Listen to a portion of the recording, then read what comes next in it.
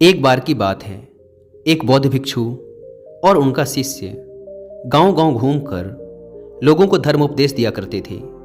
एक बार जब वो एक गांव में धर्मोपदेश देकर वहां से चलने ही वाले थे कि तभी जोरों की बारिश शुरू हो गई। उन्होंने बहुत देर तक प्रतीक्षा की, लेकिन बारिश रुकने का नाम ही नहीं ले रही थी। तो उन्होंने निर्णय लिया कि वो इसी गांव में एक छोटी सी कुटिया बनाएंगे और अगले कुछ हफ्तों तक इसी गांव में रहेंगे। उन्होंने गांव के बाहर एक छोटी सी कुटिया बनाई और वहीं रहने लगे। लोगों को उन भिक्षुओं के मुंह से बुद्ध की शिक्षाओं को सुनना बहुत ही अच्छा लगता था। इसीलिए हर दिन बहुत से गांव वाले उनके उपदेश सुनने उनके पास आने लगे। गांव के लोग उन बौद्ध भिक्षुओं से गहरा स्नेह रखते और उन्हें बहुत मान सम्मान देते। वो उनके खाने की व्यवस्था भी करते और बहुत से गांव वाले तो उपदेश सुनने के पश्चात उन्हें कुछ उपहार भी देकर जाते। इस तरीके से बहुत दिनों तक वो बौद्ध भिक्षु और उनका शिष्य उस गांव में ठहरे रहे। फिर एक दिन अचानक बौद्ध भिक्षु अपने शिष्य से कहते हैं कि हम बहुत दिनों से इस गांव में रुके हुए हैं, अब हमें यहाँ से चलना चाहिए। यह सुन शिष्य कहता है, लेकिन क्यों गुरुजी, हम यहाँ कितने अच्छे से तो रह रहे हैं, यहाँ के लोग कितने अच्छे हैं, ये हमें इतना मान सम्मान और उपहार भी तो देते हैं। क्यों ना हम यहाँ कुछ दिन और रुक लें और उसके पश्चात हम यहाँ से चले जाएंगे और तब तक हमारे पास बहुत सी दान दक्षिणा और उपहार भी इकट्ठे हो जाएंगे। शिष्य के मुंह से ऐसी बातें सुनने के बाद गुरु ने कहा, नहीं, अब हम यहाँ और नहीं रुक सकते। हम यहाँ पहले ही बहुत रुक चुके हैं और हमें धन और उपहारों के इकट्ठा करके करना भी क्या है। ये चीज़ें हम भिक्षुओं के किसी काम की नहीं हैं और हमें इनसे लगाव भी नहीं रखना चाहिए। हम तो त्याग के मार्ग पर चले हैं, फिर हमें इस धन का क्या करना है।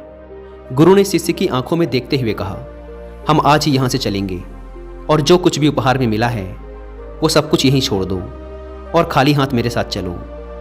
शिष्य तो वो सारे उपहार अपने साथ ले जाना चाहता था, लेकिन वो गुरु की आज्ञा का उल्लंघन भी नहीं कर सकता था। इसीलिए वो जाते जाते कुछ चांदी के सिक्के बिना गुरु को बताए अपने कपड़ों की पोटली में छिपा लेता है। जैसे ही वो कुछ दूर चले, उन्हें रास्ते में एक बहुत बड़ी नदी मिली। वो जिस गांव में धर्मोपदेश के लिए जाना चाहते थे, वहां तक पहुंचने के लिए उन्हें इस नदी को पार करना ही था। जब वो नदी के किनारे पर पहुंचे तो वहां एक नाव चालक बैठा हुआ था। उसने दोनों भिक्षुओं को देखते ही कहा, मैं आपको ये नदी पार करा सकता हूँ। वैसे तो मैं लोगों से नदी पार कराने के 2 चांदी के सिक्के लेता हूँ, पर क्योंकि आप लोग भिक्षु हैं, इसीलिए मैं आपको केवल 1 चांदी के सिक्के के बदले ही नदी पार करा दूंगा। क्योंकि भिक्षु और उनके शिष्य के पास चांदी के सिक्के नहीं थे, इसीलिए वो उस नाव चालक से बिना कुछ बोले चुपचाप नदी के किनारे आकर बैठ गए। हालांकि शिष्य ने चांदी के बहुत से सिक्के अपनी पोटली में छिपा रखे थे, लेकिन वह उन्हें निकाल नहीं सकता था, क्योंकि उसे डर था कि गुरुजी उस पर गुस्सा होंगे।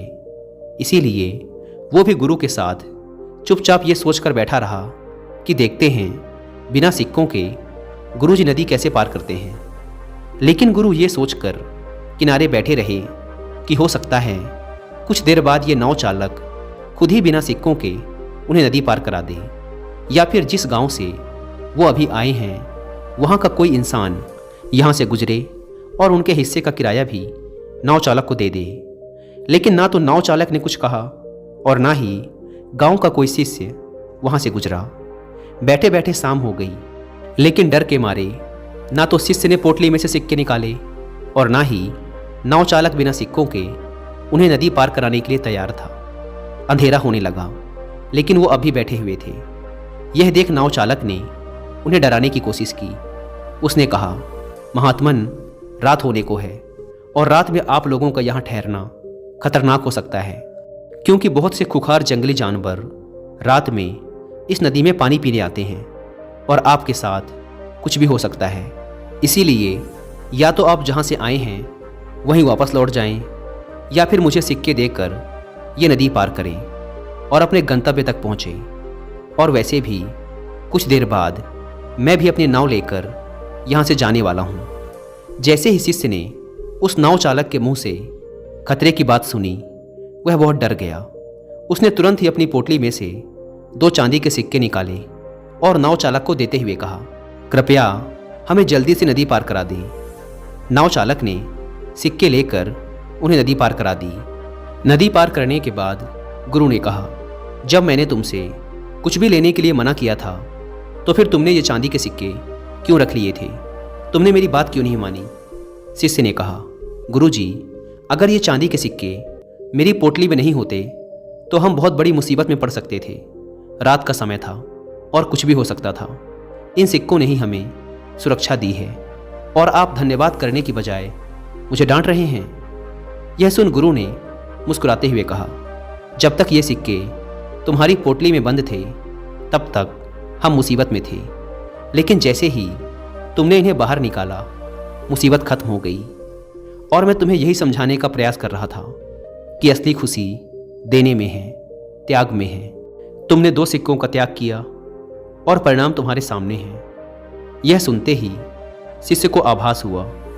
उसने बचे हुए चांदी के सिक्के गरीबों में बांट दिए और वो दोनों आगे बढ़ गए।